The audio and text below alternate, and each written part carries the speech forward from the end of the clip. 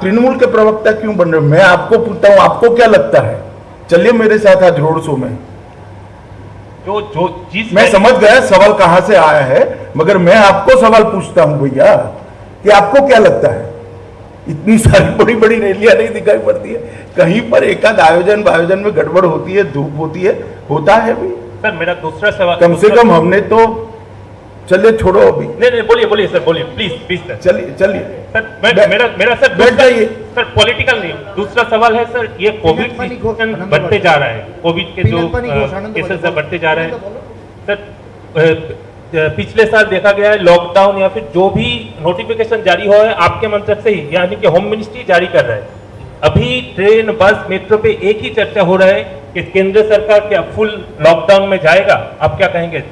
देखिए, आपने शायद अंतिम नोटिफिकेशन हमारा नहीं देखा है। इसमें हमने सारे अधिकार राज्य सरकारों को दिए हैं कि containment zone, semi containment zone और राज्य के अंदर इसके खिलाफ किस प्रकार की प्रतिबंधित कार्यवाहियां करनी, इसके सारे अधिकार फरवरी एंड से हमने राज्य सरकारों को दिए। पिनाक पानी घोष, आनंदबाजार डिजिटल। पिछले जब इलेक्शन हुआ वेस्ट बंगाल में, देखा गया कि विरोधियों ने इलेक्शन कमीशन को बहुत सारे कंप्लेन करते हैं, लेकिन इस बार दिखा रहा है कि पहले चरण से ही शासक दल तृणमूल कांग्रेस ज्यादा कंप्लेन कर रहा है कि बीजेपी बूथ कैप्चर किया, इधर ईवीएम तोड़ा, या बीजेपी वोट देने को नहीं देते हैं, तृणमूल को ऑफिस में नहीं बैठने दे रहा है, बूथ में एजेंट नहीं बैठने देते हैं।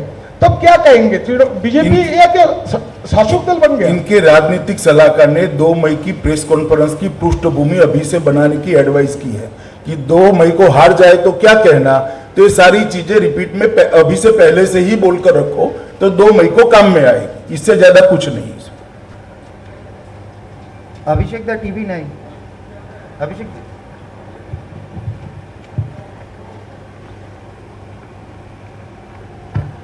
अमित जी, अभिषेक उपाध्याय, टीवी 9 भारतवर्ष से। पिछले 48 घंटे में इलेक्शन कमीशन ने 2 नोटिस दिए हैं। एक नोटिस दिया है ममता बनर्जी को मुसलमानों को एकजुट करने के बयान पर, जो सवाल अभी आपसे पूछा गया है। दूसरा नोटिस दिया है शुभेंदु अधिकारी को ममता बनर्जी को बेगम कहने और मिनी पाकिस्तान की बात कहने पर। इस तरह की राजनीति पर क्या कहना है आपको? दोनों ही पक्षों से हो रहा है। मैं मानता हूं दोनों ने अपना जवाब देना चाहिए। इलेक्शन कमीशन से बड़ा जब चुनाव होता है कोई नहीं होता है। इलेक्शन कमीशन का नोटिस दोनों ने देना चाहिए, और मेरी जो इंफॉर्मेशन है शुभेंदु जी तो जवाब भेज रहे हैं। पोलो में आज तक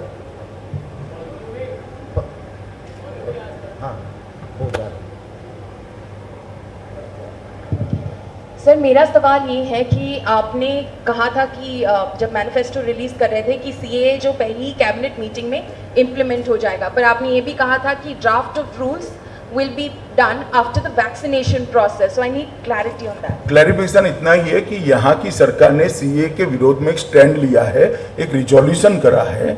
हम वो रिजोल्यूशन को डू अनडू कर देंगे, बाकी का काम भारत सरकार ने कब करना है, क्योंकि ये सेंट्रल एक्ट है। प्रज्ञा जी,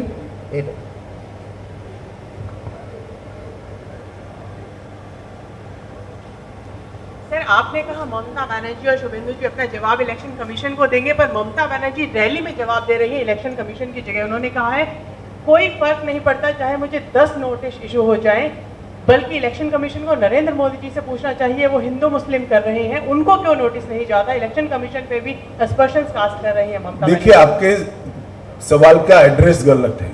आधा सवाल इलेक्शन कमीशन को पूछना है, आधा ममता जी को पूछना है। 2 में से एक सवाल मुझे अच्छा है और हम अच्छे से चुनाव लड़ेंगे। आप पूछिए। नहीं सर, मुर्शिदाबाद और कैलकाटा जोन, ये जो कैलकाटा सिटी है और मुर्शिदाबाद है, ये दोनों ऐसे डिस्ट्रिक्ट्स हैं जहाँ पे आप लोगों के इतने बड़े गेम्स हुए नहीं थे 2019 में, और अच्छे नंबर ऑफ सीट्स है वहाँ पे। तो ये दोनों डिस्ट्रिक्ट्स में आपका क्या स्ट्रैटेजी? 2019 के बाद गंगा में बहुत पानी बह चुका है और बंगाल की जनता का मूड भी बहुत परिवर्तित हुआ है। 2019 में सबके मन में शंका थी कि भारतीय जनता पार्टी जीत पाएगी या नहीं जीत पाएगी। जब 18 सीट जीते तब ये शंका निर्मूल हो जो गई है। मानो हर चरण में जिस प्रकार से ये सीटें भी आती है, दक्षिण कलकत्ता की भी सीटें तीसरे चरण में आई है, उसके ट्रेंड मेरे पास है, बहुत बड़ा परिवर्तन दिखाई पड़ता है। नीरज जी एबीपी।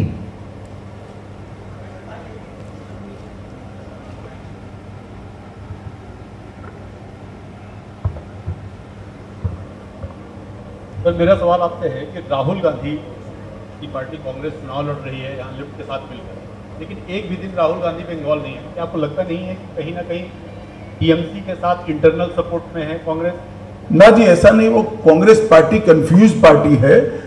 केरल में वो कम्युनिस्टों के खिलाफ लड़ रहे हैं, यहाँ कम्युनिस्टों के साथ लड़ रहे हैं। शायद आप सब सवाल पूछोगे, इसी डर से वो आए नहीं है। रिपब्लिक बांग्ला থেকে शिवाशीष। अमित जी, मैं शिवाशीष रिपब्लिक बांग्ला से। मेरा प्रश्न है कि पहले यहाँ पे विधान परिषद हुआ करता था कई साल पहले, टीएमसी ने मैनिफेस्टो में भी इसका जिक्र किया है और आपके कुछ कैंडिडेट जैसे शुभेंदु अधिकारी उन्होंने भी कहा है कि हम कोशिश करेंगे कि विधान परिषद फिर से लाने के लिए। तो आपका क्या मानना है इनके ऊपर? अब बंगाल के हमारे जो मुख्यमंत्री बनेंगे इस पर निर्णय करेंगे। मुझे लगता है कि आप लोग अब खींच कर सवाल पूछ रहे हो, सवाल खत्म हुए हैं। इनको दे दीजिए एनडीटीवी को। हाँ दे दो। मणिदीपादी।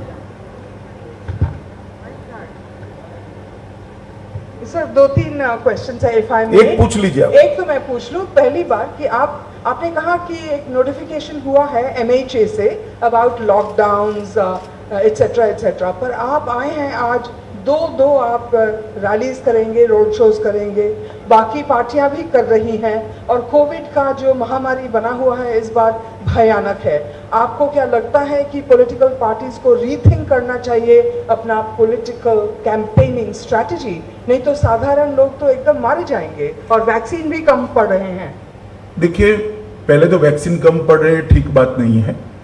सब राज्यों में वैक्सीन उपलब्ध कराए गए हैं और जितना चाहिए उतना उपलब्ध हो रहा है। दूसरी बात, जहां तक पॉलिटिकल कैंपेन का सवाल है, ये चुनाव आयोग को तय करना है कि इलेक्शन कब कराना है और कैसे कराना है। वो पॉलिटिकल पार्टियां नहीं कह सकती, तय कर सकती। हमारा सुझाव मांगा जाता है, निर्णय चुनाव आयोग करता है।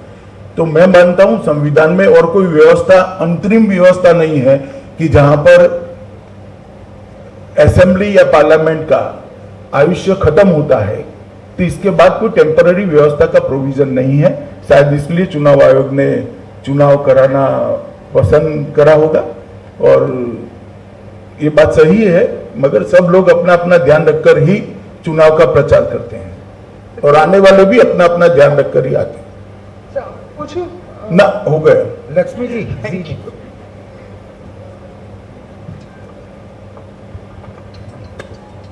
सर मैं लक्ष्मी, जी मीडिया से। मेरा सवाल ये है कि सेकंड फेज में केशवपुर क्षेत्र पर जब लोगों को वोट नहीं डालने दिया जा रहा था, हमने वो खबर दिखाई, उसके बाद हमारी टीम पर हमला हुआ।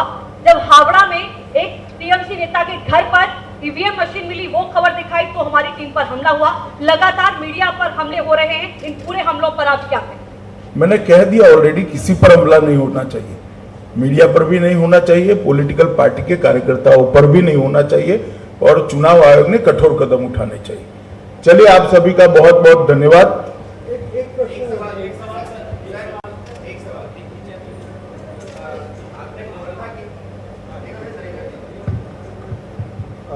माननीय गृह मंत्री, मैं सुमंत रायचौधरी, ईटीवी भारत से। एक तो ये माना जाता है कि बंगाल के नए उद्योग की स्थापना के लिए 2 रुकावट है। एक है जमीन नीति, जिसका आंकड़े में सिंगूर में मोटर फैक्ट्री होते होते रह गया। दूसरा है एसईजेड नीति, जिसके लिए इन्फोसिस और विप्रो नहीं आए। दूसरा क्या है? एसईजेड। सो इस संदर्भ में मेरा सीधा सवाल है आपसे, अगर बीजेपी का गवर्नमेंट आए, ये जमीन नीति और एसईजेड नीति में कोई बदलाव आएगा? देखिए, हमने कहा है कि जितनी भी जमीन खाली पड़ी है इसका एक लैंड बैंक बनाएंगे, और भूमि अधिग्रहण के लिए किसानों के साथ, इंडस्ट्रियलिस्टों के साथ और एडमिनिस्ट्रेशन तीनों बैठकर एक एमिकेबल सॉल्यूशन और इसका रास्ता ढूंढेंगे। संवाद से, डायलॉग से हर चीज का रास्ता निकलता है। हर राज्य ने निकाला है, जिनको नहीं करना है वो बहाने बताते हैं। धन्यवाद। चलिए, हो गए यार।